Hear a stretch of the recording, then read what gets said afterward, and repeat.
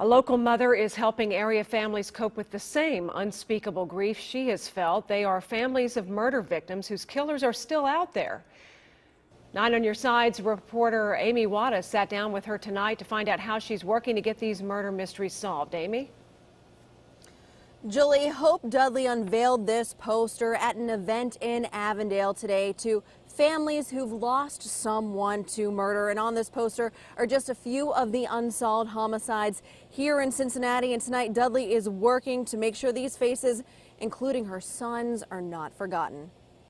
I feel like I've lost too much to complain.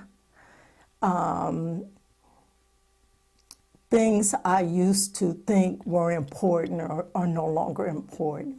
Hope Dudley lost her son, Daniel Chaz Dudley, to violence in September of 2007. He was shot and killed shortly after leaving the Club Ritz in Roselawn.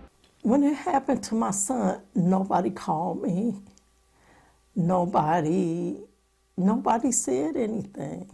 Nobody. And it was like, after my son's funeral and everything, I went and I was like, what's going on? What happened to my child?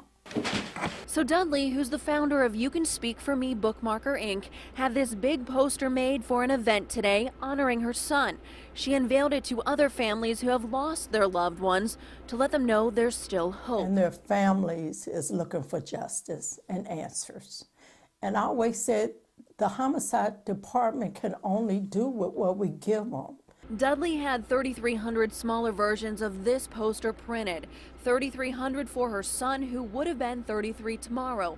They'll be passed out in Avondale, Winton Terrace, and Lincoln Heights to remind people that the killers are still out there. Right now, I know my son's case eventually is going to be solved.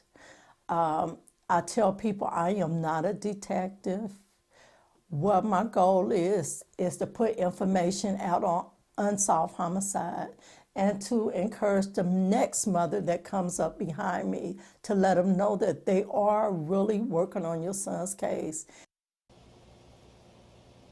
And making those posters isn't the only way that Dudley is trying to create awareness. She also had these playing cards printed with victims' faces on them, creating awareness any way that she can. Amy Wattis, 9 on Your Side, live from Springdale. Let's hope she has some success. Thanks, Amy.